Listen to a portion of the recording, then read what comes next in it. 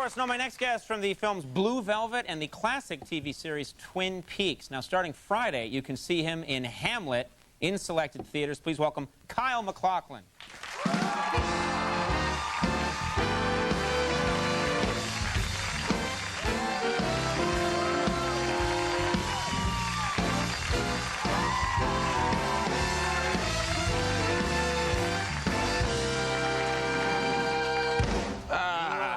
Kyle? I'm really well. How you doing? I'm doing good. Yeah, you're good. keeping busy, I understand. Very busy. You got this movie coming out, and you're appearing on a television show with Sex and the City. Is that right? Sex and the City. Yeah, I think they're going to put me on sometime in July. I've got 7 or 8 shows that I'm doing. So. What's your? Is this something you're looking forward to? Yeah, very much. Although it is a little nerve-wracking because when I watch the show, most of the men they have on there, ultimately they have to appear in some stage of undress. So. I've been a little worried about that. You're worried about that? Yeah. Are you ashamed and horrified by your body? Well, not really. Not really. I mean, I've done it in the past. That's okay. I mean, you can say if there's... Is it all right to say that? Yeah, right. All right.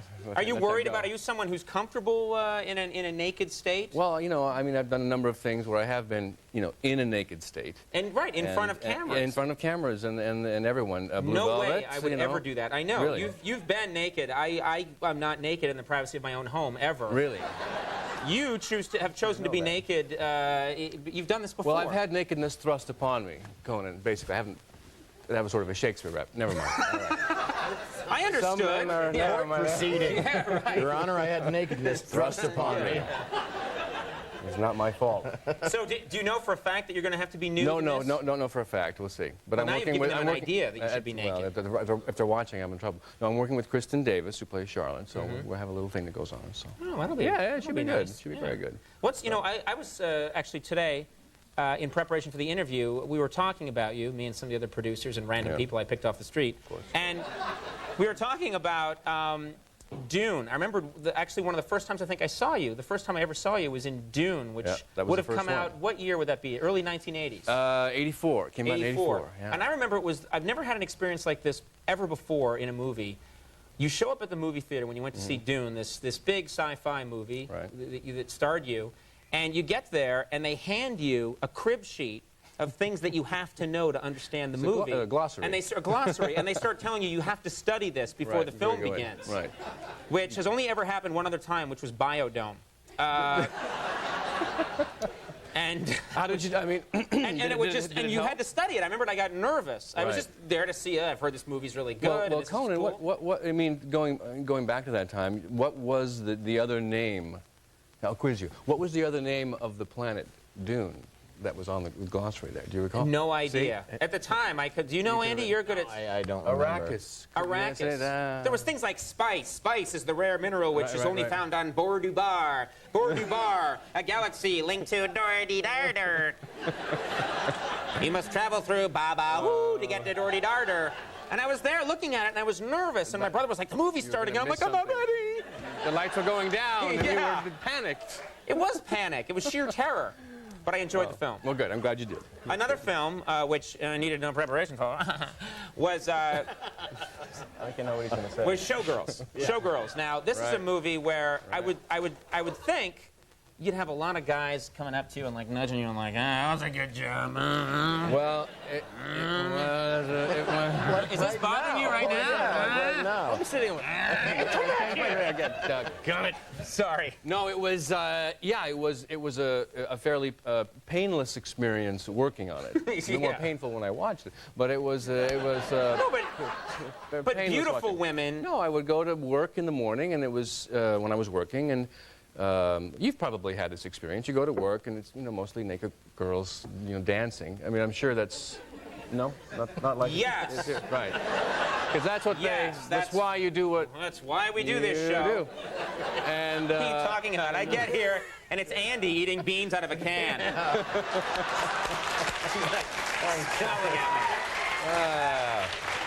Sad state of affairs. Why do you eat beans out of a can, Richter? Because you love beans and I won't share. I know. So. Now, of course, I still maintain to this day, always was a big television fan. I still maintain to this day that Twin Peaks may be TV at its finest. I'm just riveted by by that show. I just thought the look of the show, the performances, the writing.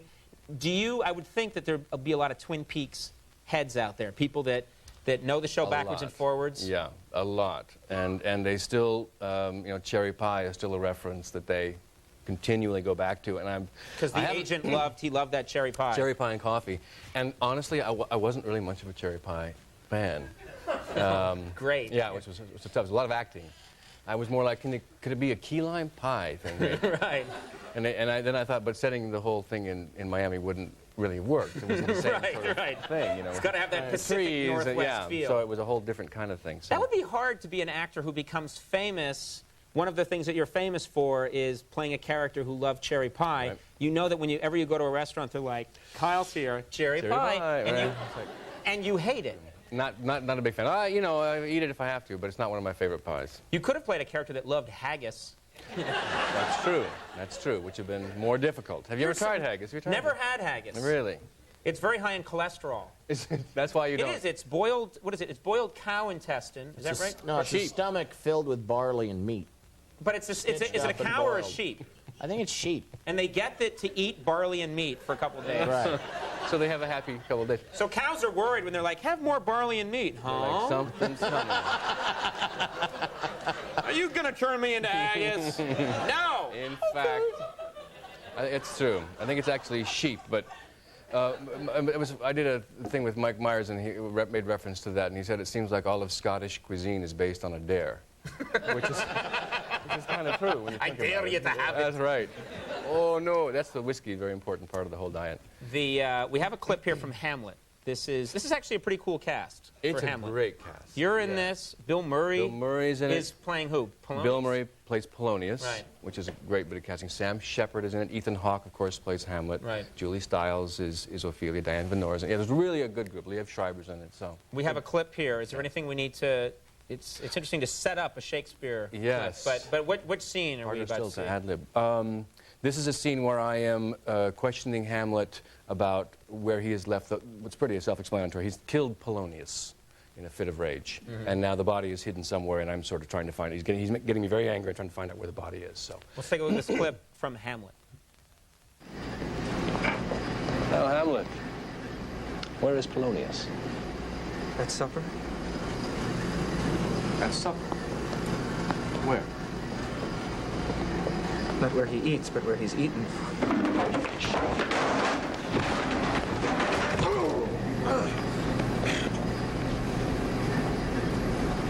Where is Polonius? In heaven. Sent thither to see. If your messenger find him not there, seek him in the other place yourself.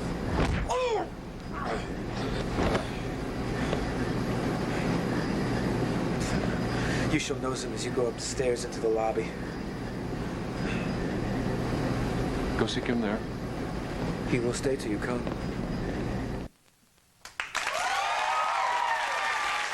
I love that setting in the laundromat. Very nice, and that was a last minute choice, in fact. So very effective. Shakespeare always intended that scene to be in a laundromat. In fact, he did. If you read the liner notes, it's there. It's there. Hamlet opens this Friday in New York and Los Angeles, and in selected cities May 19th. Kyle, it's always great when you come by. Conan, thanks for having thanks so me. much for being here. So Kyle MacLachlan, everybody. We'll take a break. When we come back, Guided by Voices will be here.